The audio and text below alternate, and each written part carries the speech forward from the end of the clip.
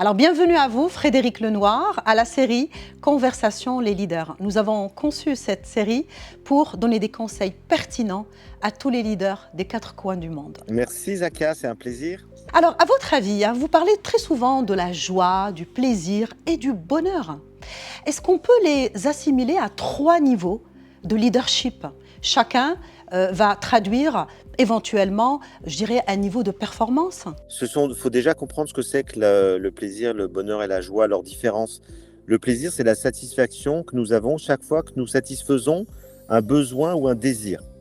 Donc ça, c'est quelque chose, je dirais que tout le monde a. Vous avez soif, vous buvez, vous avez du plaisir, vous avez envie de réussir telle chose, vous réussissez, vous avez du plaisir. Mais ça ne dure pas. Le bonheur, c'est un état global de satisfaction. Donc le bonheur, c'est l'étage supérieur du plaisir. Ça dure. On est heureux quand, globalement, on fait ce qui nous convient, quand on a une activité qu'on aime, quand on est bien entouré, quand on a des amis, quand on a une satisfaction globale de l'existence. Et ça, évidemment, un chef d'entreprise, il peut l'avoir, comme tout le monde, parce qu'il a une activité qui lui convient, parce qu'il est à sa place, parce qu'il est dans une activité qu'il connaît bien, qu'il maîtrise, et il a de la satisfaction globale et générale à mener cette activité. Et puis, la joie, c'est quelque chose de plus rare, et c'est pas simplement la joie dont je parle, c'est pas simplement une sorte de gros plaisir. La joie, c'est quelque chose qui vient du fond du cœur, qui vient de notre âme, on pourrait dire. Ça ne se décrète pas. Vous pouvez dire, je vais me faire un petit plaisir parce que vous allez fumer une cigarette. Vous ne pouvez pas dire, je vais faire une petite joie. C'est quelque chose qui nous tombe dessus comme une grâce parce que nous sommes profondément touchés par quelque chose. Et donc, au fond, le chef d'entreprise peut aussi avoir de la joie. Mais il aura des joies parce que ce sera connecté à des expériences rares et très fortes. Donc là, la joie, on pourrait dire que c'est l'octave supérieure du plaisir, mais qui vient parce que à la fois il est à sa place, il fait une activité qu'il aime, comme ce qui le rend heureux, mais en même temps, à l'intérieur de cette activité, il a des moments de très grande satisfaction. Parfait. D'ouvrir complètement son cœur, son intelligence, il est complètement relié, si vous voulez, au monde. On pourrait dire que la joie, c'est l'augmentation de notre puissance vitale, qu'on se sent pleinement à sa place. Quand on ressent une poussée de puissance vitale, à ce moment-là, on est dans une grande joie. Donc oui, bien sûr, les leaders peuvent avoir des très grandes joies. Donc, je pense, et j'ai besoin de votre avis sur ce sujet-là, je pense qu'un leader qui est heureux va être plus performant qu'un leader qui est seulement performant. Oui, alors certainement que le bonheur est une énergie très forte, puisque on est dans un état de satisfaction de l'existence, et la joie aussi. Donc le bonheur et la joie sont des états dans lesquels on donne le meilleur de nous-mêmes, parce qu'on a une énergie très puissante. Alors à la fois, on a une satisfaction de l'existence, mais à la fois, on transmet quelque chose aux autres. On pourrait dire que le bonheur et la joie sont contagieux. Quelqu'un qui rayonne parce qu'il est heureux, parce qu'il aime son métier, il convainc les autres, il entraîne les autres. Donc un leader, il doit entraîner, un leader, il doit donner l'exemple. À partir du moment où vous donnez l'exemple et qu'on voit que vous aimez votre métier, que ça vous rend heureux, qu'il y a de la joie en vous, on a envie de vous suivre. Et donc, il a une force d'entraînement à la fois au sein de sa propre entreprise, mais aussi pour convaincre ses partenaires. Alors, on va peut-être conseiller les entreprises d'intégrer la joie au même titre que la performance, au même titre que les autres compétences dans le recrutement, dans les fiches de poste. La joie, ça ne se décrète pas. C'est-à-dire, vous ne pouvez pas dire vous devez cocher la case, je vais être joyeux. Si vous l'êtes ou vous ne l'êtes pas, vous faites quelque chose qui vous convient ou pas, parce que vous ne pouvez pas simuler la joie.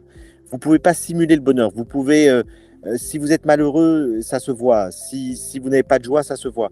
Et donc, je dirais que oui, plus un entrepreneur a cette capacité d'être heureux et joyeux, meilleur il sera. Mais ça ne peut pas s'improviser. C'est le fruit, en fait, d'un travail intérieur.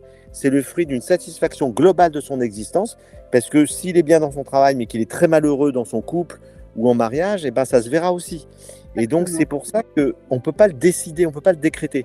On peut orienter sa vie de manière à ce qu'on soit heureux et avoir le plus de joie possible. Mais ça dépend de tout un certain nombre de choses que fera la personne dans sa vie. Et on ne peut pas, pour avoir un job, dire « je vais être dans la joie ». Ça n'existe pas. Alors, si on a 2 leaders à compétences égales, un plus heureux qu'un autre, on va forcément choisir celui qui est lumineux, le plus lumineux. Dans une entreprise, avoir un patron joyeux et heureux qu'un patron triste et anxieux, c'est évident. En termes de leadership, ça n'a rien à voir. Et puis, je préférais aussi recruter quelqu'un dont on sent qu'il aime son métier. Parce que le bonheur et la joie viennent beaucoup de la satisfaction qu'on a à exercer son métier. Et si on a une vraie satisfaction, ben, on rayonne, on a beaucoup on développe ses compétences au mieux, on convainc les autres bien davantage, et on les entraîne en fait. C'est pas qu'une affaire de discours, c'est une affaire d'énergie. C'est exactement comme les parents. Si les parents sont habités par quelque chose, ils entraînent leurs enfants. S'ils leur disent n'utilise pas ton téléphone portable et qu'ils sont toute la journée dessus, ça n'a aucun effet. Et donc il faut donner l'exemple. Et je crois que là, un leader qui est heureux dans son activité, il entraîne les autres. Exactement, exactement. Alors ce leader, forcément, il va être, dans le cadre de l'exercice de ses fonctions, c'est quelqu'un qui va être dans l'interculturalité, hein, qui va se déplacer, qui va épouser et qui va devoir épouser toutes les cultures. Alors ma question, est-ce que l'expression de sa joie doit s'adapter au contexte auquel il doit exercer cette influence? Probablement qu'il y a des cultures où on est moins extraverti dans ses émotions.